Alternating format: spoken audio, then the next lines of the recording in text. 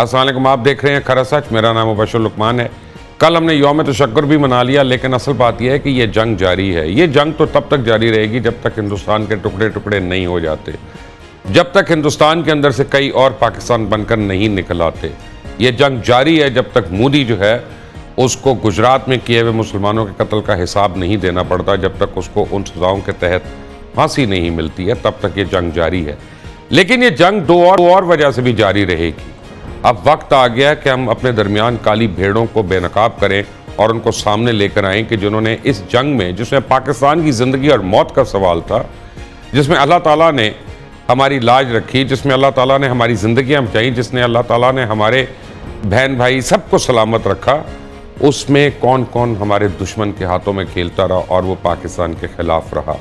और ये कोई आम बात नहीं है कि अतीका उर्दू उठ के कह दे कि फ़नकार को अलग रखो, फ़नकार को अलग रखो, तो दफ़ा हो जाओ यहाँ से, निकल जाओ इस मुल्क से। तुम फिर कहीं और जाके रहो जहाँ तुम्हें लगता है कि तुम्हारी इज्जत हो। बाहर जाके तुम्हें बर्तन धोने पड़ते हैं, बाहर जाके तुम लोग अपना ऊबर चलाते हो, पाकिस्तान में आके तुम लोग अपना शैम्पेन से पीते हो और यहीं पे आके स्टेक वगैरह खाते हो। फिर कहते हो फनकार को अलग रखें, क्रिकेटर को अलग रखें, फनकार को अलग रखें, सेलिब्रिटी को अलग रखें। तो फिर मर जाओ जाके कहीं और। अगर इस मुल्क के लिए नहीं हो तो फिर हमारे लिए नहीं हो, हमारे लिए मर गए तुम लोग। ठीक है, मैं बड़ा क्लियर हूं इन बातों पर। किसी को शक हो तो हो, मुझे इसमें कोई शक नहीं है। 3-4 लोग जो है हिंदुस्तान में पिछले कुछ दिनों में बड़े मशहूर हुए, जिनमें सबसे ज़्यादा तो जनरल आसिम मुनीर थे। सबसे ज़्यादा प्रोग्राम उनके ऊपर हुए, जनरल आसिम मुनीर के ऊपर, उनके खिलाफ हुए। और भौंका, मैं भौंकने का लफ्ज़ इस्तेमाल कर रहा हूँ पाकिस्तान के टेलीविज़न पे। मुझे पता है पैमरा इस पर नोटिस देगा, लेकिन मुझे कोई परवाह नहीं उस नोटिस की। गौरव आर्या जो अपने आप को साबिक मेजर कहता है, उसे जब जनरल आसिम मुनीर के ऊपर कुछ अल्फाज गए तो अदाकारा रेशम जो थी यहाँ पे भड़क उठी। अदाकारा रेशम जो है, उन्होंने कहा कि तुम हमारे सिपह सलार के मुतालिक ऐसी बात कर रहे हो तो फिर तुम कौन हो। और उस पर अदाकारा रेशम ने क्या कहा, फिर गौरव आर्या ने जवाब दिया। आपको पहले मैं सुनाता हूँ रेशम ने क्या कहा। नई मनीफ के साथ एक पॉडकास्ट थी, RNN, हमारा एक नया ISP चैनल है, उसके ऊपर RNN के ऊपर ये पॉडकास्ट हुआ। तो उस पर अदाकारा रेशम ने क्या कहा, मेरे गौरव आर्या, तुम्हें पाकिस्तान से कोई नहीं मारेगा, तुम्हें जब भी मारेगा हिंदुस्तान के अंदर से ही मारेगा, क्योंकि तुम जैसे लोगों ने हिंदुस्तान को जलील कराया पूरी दुनिया में। तुमने ईरान से उनका ताल्लुक़ ख़राब कराया, तुमने तुर्किया से उनका ताल्लुक़ ख़राब कराया, तुम दीगर ममालिक से भी उनका ताल्लुक़ ख़राब करने पर तुले हुए। तुम्हारी वजह से इंडियन आर्मी को ऑफिशियल स्टेटमेंट देना पड़ी कि इसका हमारे से कोई लेना देना नहीं है, इसका हमारे से कोई ताल्लुक़ नहीं है। फिर एक नई मनीफ के पॉडकास्ट से मैं एक अज़राए मजाक एक बात कर रहा था लौंडियों के ऊपर, उसके ऊपर भी उन्होंने कर दिया। मैंने कहा उलमाए कराम से पूछूंगा, उलमाए पूछूंगा, उसके ऊपर बड़ा उठे भाईजान। मैंने क्या कहा वो भी ज़रा सुन लें। लेकिन इसके ऊपर बोले क्या, वो कहाँ से कहाँ ले गए इस बात को। हर प्रोग्राम, चाहे मैं पॉडकास्ट करूँ, चाहे मैं 365 के ऊपर शो करूँ, मैंने 365 के ऊपर former American advisor Shahid Khan का एक इंटरव्यू कर रहा था। उसमें मैंने कहा कि तुम लोगों ने क्यों इस जंग को बंद कराया इंडिया की मिन्नतें करने पे। तो उस पर उन्होंने क्या कहा, उस पर पूरे हिंदुस्तान में वावेला हो गया। पहले सुने 365 का ये शो, करा सच, वॉच। जब पाकिस्तान में मिसाइल्स आए हैं, सिटीजन्स में शहीद हुए हैं, बच्चे मारे गए हैं, औरतें मारी गई हैं, तब तो डी वैंस को और डोनाल्ड ट्रंप को ख्याल नहीं आया था। मुबशर साहब, आप ये बताएं, ये सारा कुछ करने के बाद आप क्या आउटकम चाहते थे इस वॉर का, और क्या अचीव करना मैं चाहता था once and for all Narendra Modi जो है आइंदा कभी पाकिस्तान की तरफ उंगली ना उठा सके, वो उंगलियां तोड़ दें। हो गया, व्हाट एल्स हो गया ऑफ कोर्स। लेकिन हिंदुस्तान का मीडिया इसको किस तरह से ले रहा है, वो शाहिद खान के ऊपर ले गया। आपने देखा कि शाहिद खान के मुतालिक हिंदुस्तान का मीडिया क्या कह रहा है, ये है उनकी सोच। और पूरी दुनिया को पता है कि हिंदुस्तान का मीडिया मुसलसल झूठ बोलता रहा। वो लाहौर पे पहले कब्जा हुआ, फिर कराची खुदा न खासा तबाह बर्बाद हुआ, फिर वो गुजर खान पहुंच गए, फिर वो इस्लामाबाद में भी घुस गए हैं, फिर उन्होंने न्यूक्लियर स्टॉक पाइल भी तबाह कर दी। अगर कुछ तबाह हुआ उन 4 दिनों में तो हिंदुस्तान का वकार तबाह हुआ, हिंदुस्तान की सालमियत तबाह हुई, और हिंदुस्तान की क्रेडिबिलिटी तबाह हुई, और हिंदुस्तान का जो इन्वेस्टर कॉन्फिडेंस था वो तबाह हुआ। और आपको मैं एक बात बताऊं कि अगर ये जंग जारी रहती, क्यों वो पड़े वहां पे, क्योंकि उनको पता चल गया था कि आम आदमी को शायद ना पता हो, आज मैं आपको बता रहा हूं कि पाकिस्तान ने पहले दिन, यानी जिसको हमने पहला दिन यह है कि 10 मई को जब हमने अटैक किया था, 2 ऑपरेशंस प्लान किए हुए थे। एक फजर के बाद किया, जो सारों को पता चल गया, सारों ने देखा। वो DGISP ने कहा था जब हम करेंगे ना तो पूरी दुनिया देखेगी, किसी को बताने की जरूरत नहीं होगी। दूसरा नमाज मगरिब के बाद प्लान किया हुआ था, जो इससे 1.5 गुना बड़ा था। और उनको पता चल गया, अमेरिका ने उनका तुम्हें पटाखे बोल जाएंगे तुम्हारे, अब ये जो करने वाली हैं और जिस तरह ये टारगेट करने वाली हैं, तो उसके बाद उनका सीज फायर करा दो माई बाप। फिर बाद में को तिरंगा मूवमेंट हो रही है, तो ये मूवमेंट हो रही है, घटिया किस्म की आके स्पीच कर रहे हैं नरेंद्र मोदी वहां पे। लेकिन आज दिन है, आज दिन नहीं है, हमारे तो बहुत दिन है, हमने अपने हीरोज को सेलिब्रेट करना है। लोग शुहदा को भी सेलिब्रेट कर रहे हैं, मैं गाजियों को सेलिब्रेट करना चाहता हूँ। शुहदा तो अल्लाह ताला ने उनको सेलिब्रेट किया, लेकिन गाजी भी कम नहीं है, क्योंकि गाजी बड़ा इंपॉर्टेंट है। लेकिन हर वो शख्स, हर वो मर्द और औरत जिसने अपनी अपनी हैसियत के मुताबिक इस जंग में हिस्सा डाला, मेरे लिए वो गाजी है, मेरे लिए वो जंग जीता है।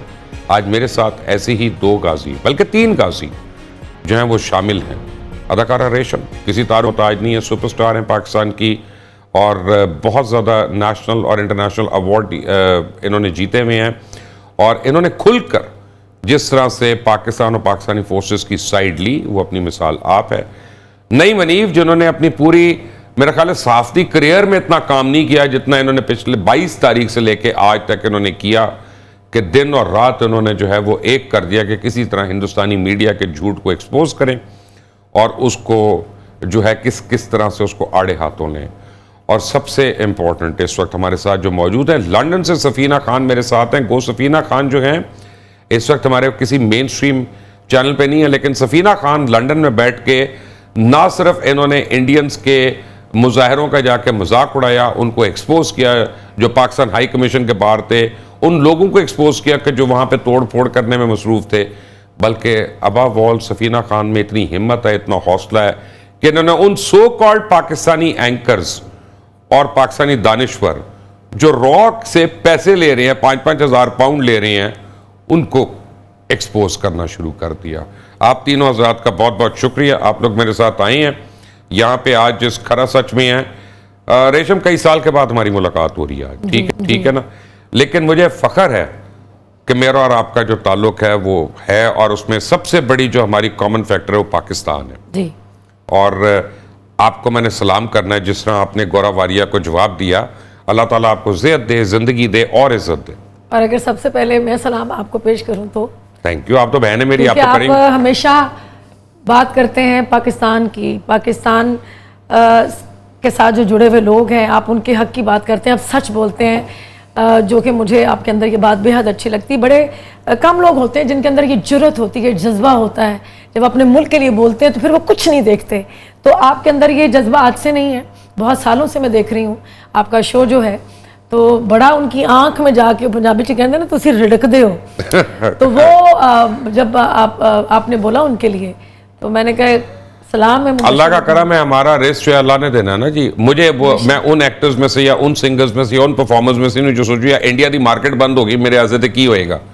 मुझे रिस्क उसने देना है, इज्जत उसने देनी है, मुझे जिल्लत उसने देनी है। मैं हिंदुस्तानी से क्यों डरूंगा यहाँ पे जाके। लेकिन दुख इस बात का है मुबश्शिर भाई कि ये दरवाजे हिंदुस्तान की इंडस्ट्री के हमारे फनकारों के लिए बंद भी हो गए, तब भी वो ये सोच रहे हैं कि जो ज़्यादा बोलने वाले हैं फनकार पाकिस्तान के हक में, तो वो कम बोलने वालों पे थानेदार ना बने, और वो जो नहीं बोल रहे वो हमारी हुब्बुल वतनी को बोलने से ना परखे ना। मैंने कहा ना चले जाए पाकिस्तान से, दफा हो जाए यहाँ से। क्यों है यहाँ पे अतीका उर्दू जब इस तरह की बातें करती है? कौन उसको जानता था अगर पाकिस्तान ना होता? ये सियासत नहीं हो रही थी, ये तो जंग थी, ये जंग थी और पाकिस्तान की सर्वाइवल की जंग थी। और मुझे इतने दुख के साथ कहना पड़ता है कि हम जो होते हैं, फनकार जो होते हैं, अपने मुल्क की नुमाइंदगी करते हैं हर जगह। बेशक फनकार जो है वो अमन का, आप एम्बेसडर्स हैं, आप अमन की बात करें, लेकिन बात तो करें आके। बिल्कुल करें। आप ये तो कहना कि अगले ने गलत किया, रात के अंधेरे में उसने आके औरतों और बच्चों को शहीद कर दिया, विक्टोरिया अस्पताल पे पहला मिसाइल मारा है। ये क्यों नहीं बोलती अतीका उर्दू? ये क्यों नहीं बोलते आपके फवाद खान? ये क्यों नहीं बोलते आपके बाकी सिंगर्स? ये क्यों नहीं बोलते अपना बाबर आजम और ये शाहीन अफरीदी, आतिफ असलम? इन लोगों को मौत आती है। मुबश्शिर भाई, शाहिद अफरीदी खुल के बोला, शाहिद अफरीदी बॉर्डर पे बोला, नारा आदमी है, बिल्कुल बोला है, और धड़ल्ले से बोला। बाकी सारे नईम हनीफ साहब के दोस्त हैं, वो नहीं बोले। पता क्यों? नईम साहब आपने हमारे ऊपर किया, इनके ऊपर भी करें। नहीं, मैं जो है ना खरा सच में बैठा हूं, सबसे बढ़ के तो आपको सलाम है। आप भी बिल्कुल पाकिस्तान के मीडिया के सिपा सालार है, उसी तरह जिस तरह मुख्तलिफ महाजों पे मुख्तलिफ लोगों ने लीड किया, आप हमें लीड भी करते रहे, सारी सारी रात आपने हमें जगाया भी, और जब तक जो है ना वो एक आपकी तरफ से नहीं हमें गो अहेड आता था, हम सोते नहीं थे। और सोए हम 10 मई को जो है ना पिछले 15 दिन की वो जो नींद हमारी ख़राब हुई, तो सुकून की नींद 10 मई को हमें आई। तो बड़ा फ़ख्र है इस चीज़ पे। और जो आप बात कर रहे हैं वो खातून का इतना जिक्र करने की जरूरत ही नहीं है। वो नहीं, मैं उसको एक मफरूजे के तौर पे कह रहा हूं कि हर उस तरह का आदमी, वो एयरपोर्ट पे डोमेस्टिक फ्लाइट में शराब की बोतलें लेके जा रही थी, वो पकड़ी वो कोई नहीं, वो तो उनका जाती फेल है, लेकिन मैं पाकिस्तान में इंटरेस्टेड नहीं। वो मसला ये है कि मेरा ख्याल है कि इन लोगों पे वक्त ज़ाया करने की जरूरत ही नहीं है। इनको सादा से अल्फाज में, पता नहीं ये सैटेलाइट पे ये अल्फाज जो है वो चलते हैं नहीं चलते, कौमी गैरत नहीं है इनके अंदर, ये बेगैरत लोग हैं। यार इससे बेहतर तो चाँद फतेह अली खान निकला कि उसने, लोगों ने उसको कहा कि जी पाकिस्तान आप गिरफ्तार हो गए वहां पे, उसने उसको भी पॉजिटिव लिया। सर मैं सिर्फ और सिर्फ मैं इतना पूछना चाहता हूं कि कल जो है यौम तशक्कुर जब मनाया जा रहा था और जो एक इस्लामाबाद की तकरीब हो रही थी, उसमें जो पीछे SMD पे जो वो शहीद बच्चों की तस्वीरें चल रही थी, तो इनका कोई एक बच्चा APS के अंदर शहीद होता तो फिर मैं इनसे पूछता कि इनका रोल बनता है कि नहीं बनता। उस मां से पूछे ना जिसके बच्चे शहीद हुए, उस बहन से पूछे जिसका भाई चला गया, उस बीवी से पूछे जिसका सुहाग उजड़ गया, तो इनको बातें आ रही हैं। इतनी हमारी शहादतें हो गई, इनको शर्म ही नहीं आ रही सर। कम से कम ये खामोश ही हो जाए, कम से कम खामोश ही हो जाए। सफीना खान, वेलकम टू करा सच। और मैं आपको एक बात बताऊं कि जो मिसाइल्स मारे गए, हर मिसाइल के ऊपर एक एक बच्चे का नाम लिखा था जो हिंदुस्तान के हमलों में शहीद हुआ था पहले यहाँ पे। और ये कितनी बड़ी कंट्रीब्यूशन है हमारी अफवाज की। याद रखना अपने शहीदों को और उनके बदले उतारना जाके। और आप कि मैंने वो देखी खबर तो मेरे तन बदन में आग लग गई कि पाकिस्तानी सो कॉल्ड दानिश्वर या एंकर हैं जो $5-5 हज़ार ले रहे हैं रॉ से। सफीना खान, मुझे स्टोरी के मतलब बताएं जरा। जी thank you so much Mubashar. आपने कहा कि इस वक्त 3 हीरोज, मेरे ख्याल से आप अपना नाम लेना भूल गए। नहीं, मैं नहीं हूँ, नहीं आप हैं। आप जिस तरह से सच बोलते हैं और दूसरों को सच बोलने पर मजबूर करते हैं ना, ये भी अल्लाह ताला ने हर किसी को आर्ट नहीं दी हुई और आपके अंदर है कि आपके साथ बैठ के हर कोई सच बोलने पर मजबूर हो जाता है। और रेशम की वो मैंने क्लिप देखा था, वो जो गोरिया था उसको मैंने भी रिप्लाई किया था कि रेशम तुम्हारे जैसे गंदे खून के ऊपर जो है वो अपने हाथ गंदे नहीं करेगी, तुम्हारे अपने मुल्क के लोग जो है वो तुम्हें शायद मार दें, हमारे तक तो शायद बारी आएगी नहीं, क्योंकि जो तुमने अपने इंडिया को तबाह करवाया। वैसे रेशम के गुस्से का आपको नहीं पता, मुझे पता, ये हाथ गंदे भी कर सकती, फिक्र ना करें आप, आगे चले। जब मेरे मुल्क की बात आए तो मैं हर उस हाथ को तोड़ दूं जो मेरे मुल्क की तरफ बढ़ेगा, मैं हर उस आंख को नोच लूं जो मेरी मुल्क को गंदी नजर से देखे। आमीन आमीन। मेरे गौरव आ रही है, आवाज आ रही है कि ऊंचा कर लो वॉल्यूम और फिर सुन लेना। जी सफीना। हम चाहते हैं हमारी खूबसूरत रेशम जो है वो ऐसे मुस्कुराती रहे, लेकिन जब वतन की बात आई थी तो रेशम ने बताया कि वो रेशम की तरह मुलायम नहीं है, वो चट्टान की तरह, सिपा सलार की तरह जो अल्फाज थे, क्या कहते हैं ना, सिपा वो पलाई की तरह दीवार बन के पाकिस्तान के सामने खड़ी हो गई थी। और उसने कहा कि तुम्हारे जैसे गंदे खून को, तुम्हारे जैसे गंद को खत्म करने के लिए मेरी ये नाजुक हथेलियां ही काफी हैं। तो हम सल्यूट करते हैं रेशम आपको। रही बात आपने जो बात की कि यहाँ पर क्या हो रहा है, यहाँ पर देखिए बरतानिया के अंदर, हमारे ही अंदर से गद्दार जो है वो खरीदे जाते हैं। जब भी किसी मुल्क की सालमियत को जब आप उसके दफाई महाज पर नहीं गिरा सकते हैं, जब सरहदें महफूज हाथों में हों, जब मुहाफिज सिपा सलार आसिम मुनीर जैसा हो, जब फौजी जवान जो हैं वो हमारे, वो 3, आपने कहा तिरंगा, मैंने कहा हमारे 3 शेरों ने उस दिन मीडिया को लीड किया, पूरी दुनिया को बताया कि हम 3, वो मैं कहती हूँ वो 3 हीरो थे। हमारी एयरफोर्स का हीरो था, हमारी पाक आर्मी का फोर्स था, हमारे नेवी का वो 3 हीरो थे। आप यकीन माने मुझे वो गूज़बम्प आते थे देख देख के, जिस बहादुरी के साथ, जिस ब्लंटली उन्होंने पाकिस्तान को डिफेंड किया, पूरी दुनिया में मीडिया के ऊपर बैठ के कमान रखी। और क्या उनके अल्फाज नहीं थे, वो तलवार से, तेज अल्फाज से, वो जो दुश्मन की ललकार थी, वो हौसला था जिसपे मुझे यकीन था कि जब भी पाकिस्तान ने वार किया, इंडिया चंद मिनट भी उसको सह नहीं पाएगा। लेकिन इंडिया ने तो शिकस्त का किया सामना। अब इंडिया दोबारा उसी अपनी बुज़दिलाना कार्रवाइयों में मुलव्वस हो गया, हमारे गद्दारों को खरीदना शुरू कर दिया, हमारे गद्दारों को बुलाकर उनको एक मीटिंग करवाई गई और उनको कहा गया कि आप ये इनिशियल आपकी अमाउंट है, जितनी अमाउंट, जितना काम अच्छा होगा उसके मुताबिक आपका जो है वो दाम भी आपका बढ़ता जाएगा। बरतानिया में 3 मुलाकातें हुई थी मुबशर, मैं आपको ये बता दूं, कंफर्म खबर थी, उसके अंदर हमारे रिपोर्टर्स भी बैठे हुए थे, उसमें हमारे सियासी पार्टी के लोग भी मौजूद थे। और उसमें इंडियन भी मौजूद था, लेकिन वो इंडियन तो जो है बाकियों को कुछ नहीं कह रहा था, वो फोन के ऊपर इंस्ट्रक्शन दे रहा था दूसरे लोगों को कि आपने ये कहना, और उसमें एक रिपोर्टर जो था वो सबसे ज्यादा लीड ले रहा था और उसने बाकी तमाम लोगों के फोन तक अपने पास जमा कर लिए थे ताकि अंदर कोई जाके किसी एक दूसरे की रिकॉर्डिंग ना कर सके। 4 मुख्तलिफ जो है लोकेशन चेंज की गई इस मीटिंग से पहले। जो वहां पर लोगों को ले जाने का जो एजेंडा था वो ये कहा गया था कि हम सोशल मीडिया के ऊपर जो है वो एक हाइप क्रिएट करना चाहते हैं और उसके आप लोगों को पैसे मिलेंगे। वहां पर जाके फिर ये बताया गया कि आपने सियासी तौर पर वापस पाकिस्तानियों को लेके जाना है, आपने बताना है पाकिस्तान की बात कम करवानी है, पाकिस्तान की पाक अफवाज की बात कम करवानी है, दोबारा पाकिस्तानियों को पॉलिटिकली इन्वॉल्व करना है एक दूसरे के साथ, पाकिस्तान वापस उसी जंग से पहले वाले माहौल में चले जाए कि सियासी तौर पे एक दूसरे का गिरेबान पकड़ने पर मजबूर हो जाए।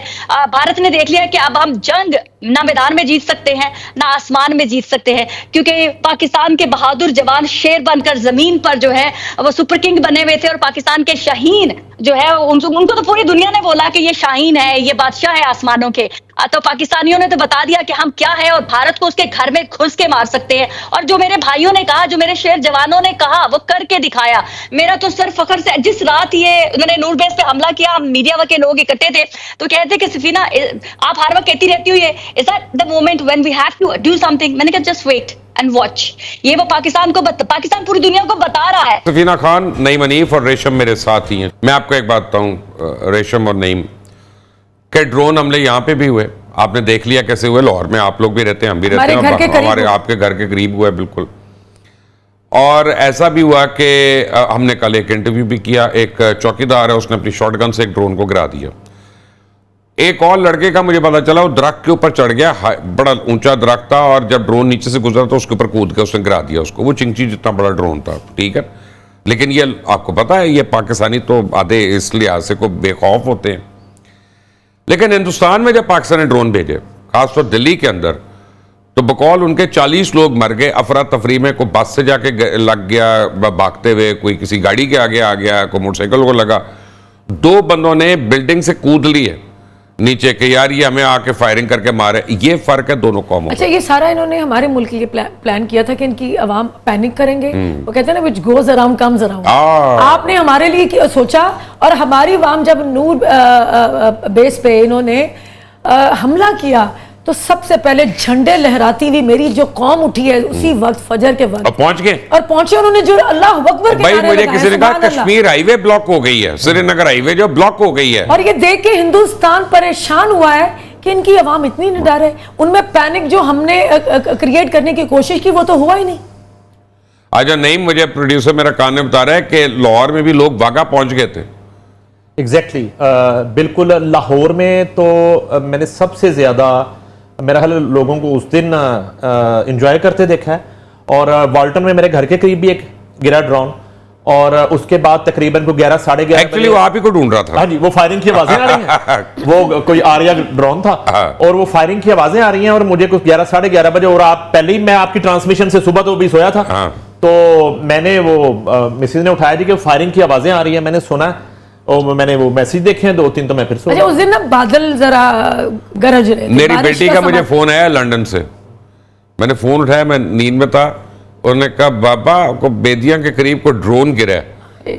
मैंने कहा अच्छा हम ठीक है, मैं तो अभी सो रहा हूँ, सुबह उठ के देखेंगे। मैंने खुदा हाफिज बात किया। अच्छा, बारिश का समय था, मुझे आवाजें आई हैं डस की ना, तो सोया पड़ा बंदा जो डर जाता है, तो मैंने अपना दरवाज़ा खोला है तो मैंने कहा कि ये आवाज़ें तो बारिश की हैं, सो जा। मुझे लेकिन मैंने जब सोशल मीडिया खोला तो तब पता चला कि ड्रोन्स गिरे हैं वाल्टन रोड के ऊपर, तो उसकी आवाज़ें थी वो। लेकिन अल्लाह का करम है कि हम लोग डरे नहीं, कोई भी नहीं डरा, कोई नहीं डरा। अच्छा सर, एक फर्क था, ये मैं एक थोड़ा सा फर्क आपको बता देता हूँ कि ये कोई नरेंद्र मोदी और प्राइम मिनिस्टर शहबाज शरीफ का बॉक्सिंग मैच नहीं था। ये 2 फौजों की लड़ाई थी, जंग थी। ये सिर्फ और सिर्फ दोनों कौमों का अपनी अपनी फौजों पे यकीन और बेयकीनी थी। सिर्फ इतनी सी बात, बड़ी खूबसूरत ये सर इतना फर्क था कि हमें यकीन था पूरी कौम को, बगैर किसी कैंपेन के, बगैर किसी जो है ना यकीन दहानी के, एक अल्लाह की तरफ से पूरी कौम को जो यकीन था, चाहे वो लाहौर था, चाहे वो कराची था, चाहे इस्लामाबाद था, चाहे बलोचिस्तान था, चाहे KPK था, पिंडी था, यकीन था कि जब तक मारखोर जाग रहा है हम सुकून की नींद सोएंगे। बेशक, इतनी सी बात थी। वहां ये बेयकीनी थी जो आपने बताया कि छतों से छलांगे लग गई और एक्सीडेंट हो गए और इतने लोग, कैजुअलिटी सिर्फ ड्रोन के खौफ से हो गई। क्योंकि उनकी फौज सिर्फ फिल्मों में अच्छी है। सफीना, मैं आपको एक बात बताऊं, trust me when I tell you this, मैं आपको ये सही बता रहा हूं कि पाकिस्तान में लोगों को डिप्रेशन हुई थी, जल्दी जंग क्यों खत्म हो गई, हमने तो अभी मारना था इनको। और उन्होंने कहा अमेरिका क्यों इतनी जल्दी कूद पड़ा है बीच में था, 3 दिन लेता, हम एक दफा इनकी चीखें निकलवाते फिर अपना पता चलता। आप बिल्कुल दुरुस्त कह रहे हैं, क्योंकि अभी तो हम चार्ज हुए थे, अभी तो हमने सोचा था कि हमने पता नहीं क्या क्या करना है इंडिया वालों के साथ। वो मुझे यहाँ पर मैं एक चीज कहना चाहूंगी, थोड़ा सा आप लोगों ने शायद उस चीज को पॉइंट को मिस कर दिया है। वो पॉइंट मैं इसलिए कह रही हूँ कि मिस हुआ है क्योंकि पाकिस्तान में एक बड़ी हवा बना के बड़ा एक परसेप्शन बनाई हुई थी कि कौम जो है, एक सो कॉल एक पॉलिटिकल पार्टी ने एक हवा बनाई हुई थी कि कौम अगर फौज के पीछे ना खड़ी हो तो वो जंगें नहीं जीती जा सकती। पाकिस्तान की असल कौम तो हमारे मुहाफिजों के पीछे खड़ी थी। मैं कहती हूँ शुक्र अदा करना चाहिए, मैं कर रही हूँ कि अल्लाह ताला शुक्र है इमरान खान जेल में था और उसकी कौम पाकिस्तान की पाक फौज के पीछे नहीं खड़ी थी। एटलीस्ट साबित कर दिया वक्त ने कि अगर वो सो कॉल्ड इमरानी कौम जो थी वो हमारी पाक फौज के पीछे नहीं खड़ी थी, इसके बावजूद हमारे पाकिस्तान की जंग हमारे मुहाफिजों ने जीती। वो कलंक का टीका नहीं लगने दिया कि अगर इमरानी कौम जो है वो ना अगर हमारी कौम के पीछे खड़ी होती तो खुदा ना खास्ता पता नहीं क्या हो जाता, पता नहीं जो है वो शायद हिंदुस्तान उसी क्या कहते हैं ना लहर में बह गया कि इमरानी कौम ही कौम है, बस पाकिस्तानी तो है ही नहीं। पाकिस्तान देखिए, मैं आपको एक बात बताऊं, सफीना, आप तो लंदन में, मैं आपको यहां पे बता रहा हूं 2 चीजें मैंने देखी। यानी देखे, पिछली जंग मैंने देखी थी 71 में, उस वक्त मैं 9 साल का था, 10 साल का था। सो ऑब्वियसली मेरी वो उम्र नहीं थी बलूगत वाली कि मैं गेज करता मुआशरे को, लेकिन अब मैं कर रहा था। ना कोई शिया था, ना कोई सुन्नी था, ना कोई वहाबी था, ना देवबंदी था, ना कोई ईसाई था, ना कोई सिख था, ना कोई हिंदू था, सब पाकिस्तानी थे और सब पाकिस्तान के लिए खड़े थे। हमारी अफवाज में भी हर मजहब के लोग हैं, सिर्फ मुसलमान नहीं हैं। और जो मुसलमान है वो भी मुख्तलिफ मसालिक से उनका ताल्लुक है, सब एक मसलक के नहीं है। लेकिन अल्हम्दुलिल्लाह पूरा पाकिस्तान और पूरी पाकिस्तानी कौम एक होके खड़ी हुई। मैंने दूसरा मौका देखा अपनी ज़िंदगी में, रेशम, मैं आपको बताऊं, ये दूसरा मौका कि पाकिस्तानी कौम को मैंने एक देखा और रिजल्ट देख लें। पहला मौका था जब न्यूक्लियर बनाना था, यानी पूरी कौम कन्विंस ही हमने बनाना है, घास खा लेंगे लेकिन हम ये बनाएंगे, और वो बना के छोड़ा। पूरी दुनिया में किसी को यकीन ही नहीं था कि यहाँ पे साइकिल की गोलियां नहीं बनती, यहाँ पे मोटरसाइकिल के तार नहीं बनते, वो पहिए में लगने वाले, तो एटम बम कैसे बनाएंगे। और दूसरा ये था कि हमने हिंदुस्तान को मार दिया। जब ये कौम इकट्ठी हुई है ना, इसने मिरेकल किया। सफीना जो बात कर रही थी ना मुबशिर साहब, कौम ने ये साबित कर दिया कि कौम 9 मई वालों के साथ नहीं है, 10 मई वालों के साथ। वाह। कौम ने एक तो ये साबित किया, दूसरा कौम ने ये साबित किया कि कौम जानवर नहीं है, कौम न्यूट्रल नहीं है, कौम अफवाज पाकिस्तान के साथ है, कौम मुल्क का दिफा करने वालों के साथ है। कौम अपने साथ है ना, अपने मुल्क के साथ तो है। ये जो खातून का आप इंट्रो में बार बार जिक्र कर रहे थे, वो अदाकारा कराची वाली जो कहती है कि आर्टिस्ट न्यूट्रल होता है, न्यूट्रल जानवर होता है। ये उसी के लीडर ने बताया हुआ। हाँ जी, न्यूट्रल जानवर होता है। और वो खातून लगने लग गई है। नहीं, ऐसे नहीं कहते, हमारे शो पे ना कहें। देखिए, मैं सिर्फ दिल से ये कह रहा हूं कि जिन्होंने इस मौके पे पाकिस्तान के लिए स्टैंड नहीं लिया, वो मेरे से एक्सपेक्ट ना करें कि मैं उनकी इज्जत करूंगा। इतना सा फर्क है। मुझे ये राइट नहीं है कि मैं किसी को बेइज्जत करूं, लेकिन ये मुझे राइट है कि मैं इज्जत ना करूं। देखिए, नहीं भाई ने जैसा कि पहले कहा कि आने वाली जो गोली है ना सरहद पे जब आती है, तो वो मेरे फौजी भाई को लगती है, इनके बच्चों को नहीं लगती। वो गोली इनको नहीं लगती। जाके सरहदों पे जाके देखे ना, जब एक माँ अपने बच्चे को यूनिफॉर्म पहना के भेजती है कि जा बेटा। आपको पता है हमारे पायलट जो गए थे उन्होंने डेथ वारंट पे साइन किया है जाने से पहले। वो माएँ जो भेजती हैं कि जा मुल्क के लिए अपना कुर्बान हो जाओ, मुल्क के जब उनके बच्चे लड़ने जाते हैं, माएँ चाहे सरहद के उस पार हों या सरहद के इस पार, वो दिल ही दिल में दुआ करती हैं कि या अल्लाह मेरे बच्चे को सलामत रखना। और किस्मत के हाथ में होता है, आपकी किस्मत, आपके किस बच्चे ने वापस आना है और किसने शहीद हो आगे निकल जाना है। बात यह है कि मैं फिर एक बात ये कहूंगी कि यहाँ इंसानियत की बात कोई नहीं करता। जंग जो है ये अच्छी चीज नहीं है। जंग जो है वो किसी मसले का हल नहीं है। जंग खुद एक बहुत बड़ा जंग के बाद फिर बैठना ही है ना। बैठ ही रहे हैं ना। जंग जो है खुद एक बहुत बड़ा मसला है। मेरा कोई जाती कोई दुश्मनी नहीं है ये गौरव आर्या से। ये जब भी बात करता है ये मेरे चीफ को गिराने, हमारे मुल्क के चीफ को ये गिरा दो, उसको मार दो, प्राइम मिनिस्टर को अंदर कर दो, ये कर दो। मैं 3 साल से इनका कंटेंट देख रही हूं जिसमें ये रिपीटेडली मैंने चीजें देखी हैं जिसमें ये नफरत फैला रहे हैं। भाई तुम तो अपने मुल्क के सबसे बड़े दुश्मन तो तुम खुद हो। जंग होगी उधर लोग मरेंगे, यहाँ लोग मरेंगे, इंसानियत मरेगी।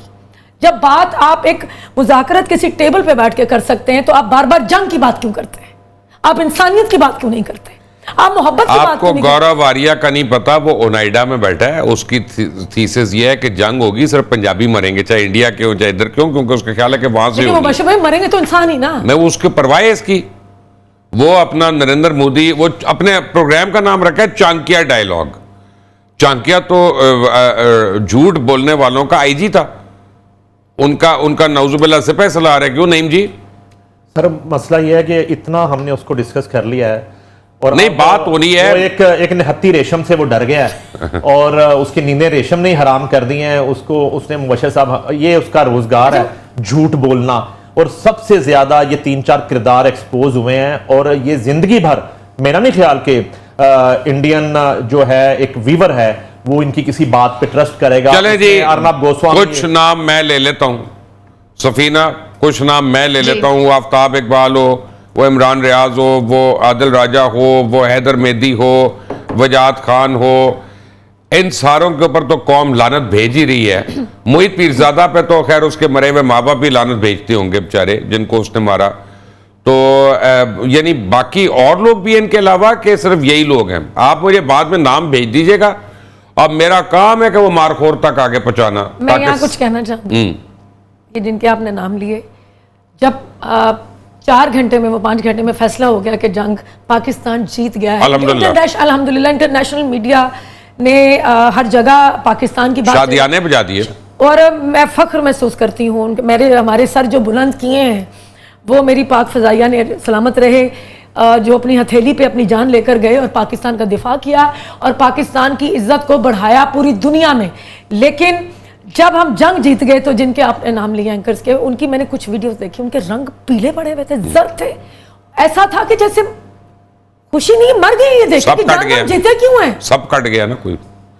मुझे तो इस बात का दुख है कि आज आप एंकर कहलाने के अगर लायक है, काबिल हो, तो पाकिस्तान की वजह से ये इज्जत मिली, जो शोहरत मिली, इवन जो आपके पास दौलत है वो पाकिस्तान की। अगर बाहर है, इतने अरसे से हैं, इतने एस्टेब्लिश एंकर हैं, बाहर जरा बीबीसी में जॉब करके दिखा देना, स्काई न्यूज में करके दिखा दें, सीएनएन में लेके दिखा दें। इतने पढ़े लिखे आदमी के खिलाफ आप बात करते हैं। हाँ। उन्होंने आपके सर जो पूरी दुनिया में बुलंद किए, पूरी हमारी जो उम्मत मुस्लिमा है। ट्रंप मान गया अब तो, जो कि किसी को मानता ही नहीं, वो मान गया। तो शर्म करनी चाहिए। आप अभी भी पाकिस्तान के हक में, पाकिस्तान के अफवाज के हक में नहीं बात करेंगे? क्यों सफीना, सुन लिया आपने दोनों की बातें? नहीं, आपने बहुत अच्छा किया, आपने नाम ले दिया। जब आप जैसे सीनियर लोग बैठे हुए तो मैंने सोचा कि आप लोग बोल रहे हैं तो बहुत ही अच्छा बोल रहे हैं। मुझे ये बताएं कि ये जब लोग कहते हैं ना कि फनकार की कोई सरहद नहीं होती, सहाफी का काम नहीं होता कि वो किसी की साइड ले, क्यों ना साइड ले। सबसे पहले मैं कौन हूं? मैं पाकिस्तानी हूं। फनकार ने इज्जत कहां से कमाई? पाकिस्तान से कमाई। पाकिस्तान के पासपोर्ट पे उस दुनिया भर में घूमा, दुनिया भर में जाके उसने अपना नाम क्या बताया? क्या उसने बताया कि मैं हिंदुस्तानी हूं? क्या उसने कहा कि मुझे हिंदुस्तान की मैं नेशनैलिटी लेने वाली? आप मुझे बताएं, जो सहाफी ये बात करते हैं कि जी हमारा काम है सिर्फ रिपोर्ट करना। हिंदुस्तान ने तो मेरे यहाँ रेड वारंट निकाले हुए, अपनी तमाम हिंदुत्व ऑर्गेनाइजेशन में इन्होंने मेरी पिक्चर्स के साथ, मेरे नाम के साथ, मेरे तमाम सोशल मीडिया हैंडल्स के साथ इन्होंने लिखा हुआ। मैंने आपको भेजे थे भी थे स्क्रीनशॉट, आपने देखे थे। मैं इसमें झूठ नहीं बोल रही हूँ, मैं तो नहीं डरती। ये कहा जब वतन की बात आए तो हम अनबाइस्ड हो जाए। और भाई सफीना, वो ऐसे लोग हैं कि जिन्होंने अपनी स्पोक्स पर्सन कल सोफिया के घर पे जाके हमला कर दिया और उसको ढूंढते फिर रहे हैं, बेचारी छुपती फिर रही है। मैं कहती हूँ लानत है ऐसे इंसान के ऊपर जो अपने वतन का दिफा ना कर सके। आपके सामने आपके वतन को, आपके आर्मी चीफ को गालियां दे रहा और आवाज चुप रहे। क्योंकि हम हमारा प्रोफेशन ये है, हम नहीं बोलेंगे। आपको पता है कि सबसे ज्यादा आपको बाय कैसे किया जाता है? हमारे फनकारों को खरीदारी कहा जाता है। 1 टके का छोटा सा रोल आपकी फिल्म में वो दिलवा देते हैं, सारी जिंदगी के लिए आपको वो खरीद लेते हैं, और वही सोच वो बाकियों के अंदर डाल देते हैं कि कभी ना कभी हम भी आपके सामने हड्डी डालेंगे, आपने हमारे खिलाफ नहीं बोलना। आप मुझे ये बताएं कि उनका एक एक शख्स उठ के उसने क्यों ऑपरेशन सिंदूर की ट्वीट की या नहीं की? वो डरे? वो उनके जज्बे में लर्जिश आई? नहीं आई। तो हमारा पाकिस्तानी जब ये बोले कि नहीं नहीं मैं फनकार हूं, मैं लानत भेजती हूं हर उस फनकार के ऊपर जो कहता है मैं फनकार हूं, तुम फिर वो फनकार हो जो फिर तुम किसी गली का बन के तुम्हारे गले में वो डाल के फिरवाना चाहिए कि तुम्हारी सरहद नहीं है, फिर तुम पाकिस्तान को छोड़ो और जाओ भारत में। मेजर अदनान समी आपको याद आ रहा है? अच्छा सफीना, मैं एक बात सफीना में आपसे रेशम, मेजर अदनान समी के मुतालिक नहीं आपने कुछ कहा? मैं भी कहती हूँ वो तो ये जो पहलगाम का जो फेक जो भी इन्होंने प्लान्ड जो अटैक वो सारा किया, उसके बाद हमारे पाकिस्तानी फनकारों ने आपने वो पूरा सोशल मीडिया उठा के हिंदुस्तान का देखें, जहाँ पे हमारे एक्टर्स जो उनके मुल्क के लिए काम कर रहे थे उन्होंने कंडेम किया।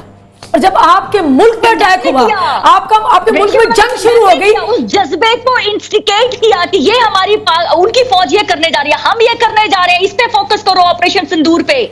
ये वो जज्बा था जो उन्होंने दिखाया। हमारे फनकार 2 कौड़ी के एक रोल कर लेते हैं, उसकी आस में सारी जिंदगियां। देखिए आप माशाल्लाह हमारी पाकिस्तान के सुपरस्टार हैं, हमने आपको देखा, अल्लाह ताला ने आपको किसी चीज की इज्जत में कमी छोड़ी? आप हमारी पाकिस्तान के ये जो इज्जत है मेरे पास जो सब कुछ दिया है ना, जब वतन की बात आई तो आप उठी भाई अपना वो पाकिस्तान की वजह से रेशम है ना, मैं पाकिस्तान की वजह से हूं, नेपाल की वजह से तो नहीं है ना। Very 1 minute only. नहीं मनीफ साहब, आपकी क्लोजिंग स्टेटमेंट। मैं समझ सकता हूँ, जाहिर है कि एक फनकार जो है जब उसके अंदर इतना जज्बा आता है तो फिर उसका दिल दुखता है जब वो रवैये देखता है अपनी बरादरी। मैंने आपको आपके कल पॉडकास्ट पे एक बात की थी, नहीं आपको याद है? मैंने कहा था जो जेन्युइन फनकार होता है ना वो हसास होता है, वो सेंसिटिव होता है, वो थोड़ा औखा जरूर होता है लेकिन सेंसिटिव होता है, और सेंसिटिव आदमी जब फटेगा तो फिर पूरी तरह फटेगा। सर मैं तो इसी जुमले पे खत्म करूंगा बात को कि एक ही औलाद है, उसमें हलाल कौन है और हराम कौन है ये फर्क जो है बिल्खून बता देता है। नहीं मनीफ आपका, रेशम आपका, सफीना खान आपका बहुत बहुत शुक्रिया। चलते नाज़रीन बात हूँ कि आज रात को 10 बजे आप 365 पे एक फिल्म देखेंगे, शेर दिल। शेर दिल के मरकजी किरदार तो मिकाल हसन वगैरह हैं, उसमें और भी बड़े एक्टर्स हैं जिन्होंने अच्छा काम किया। ये फिल्म बनी हुई है पाकिस्तान एयरफोर्स के ऊपर। It's a beautiful film, it's a beautifully made film. लेकिन जब आप इस फिल्म को देखेंगे तो आपको ये याद आएगा, और आपको मैं पहले समझा दूं एक बात, ये फिल्म आप 2019 के तनाजुर में देखिएगा कि 2019 में जब हमने अभिनंदन को बुलाकर उसे माफिया मिलवा के, उसे चाय पिला के, उसको हमने कपड़े पहना के वापस भेज दिया। हम बगैर कपड़ों के भी भेज सकते थे, लेकिन यह है कि ये उस टाइम पे। लेकिन पिछले 5 साल में अल्हम्दुलिल्लाह पाकिस्तान की आर्म फोर्सेस ने, जिसमें बिलखुसूस एयरफोर्स का जिक्र हो रहा है, उसने इतनी तरक्की की कि इस वक्त दुश्मन के जितने भी जहाज गिराए वो 200 मील दूर से मार गिराए। तो between 2019 and 2025 EW electronic warfare और साइबर वॉरफेयर जो है वो इन इट्स पीक थी, और दुनिया में चंद जंगें हैं मिलिटरीली जिनको माना जाता है कि वो गेम चेंजर्स हैं, और जो आने वाले दिनों में तारीख के यानी टैक्टिक्स के हवाले से पूरी दुनिया में उनकी वॉर एकेडमीज में पढ़ाई जाएंगी और पढ़ाई जाती हैं। जिसमें आपको बताऊं सबसे पहले जंग बदर है, बड़ा मेजर उसने एक शिफ्ट किया था जंग बदर ने। इस द बैटल ऑफ यरमूक है, और उसने अपना टेक्टिकली बहुत इंपॉर्टेंट बैटल थी। फिर और बड़ी हैं, बेनी वेस्ट की तो कहानियाँ उससे भरी पड़ी हैं, लेकिन ये जो जंग है, ये जो हमने जीती, ये पूरी दुनिया देख रही है कि 21st सेंचुरी में मोस्ट एडवांस्ड वॉरफेयर है, और दुनिया की तारीख का सबसे बड़ी एरियल फाइट थी ये। तो आज शेर दिल देखना मत भूलिएगा, अपने हीरोज के लिए दुआएं खैर करना मत भूलिएगा। पाकिस्तान पाइंदाबाद।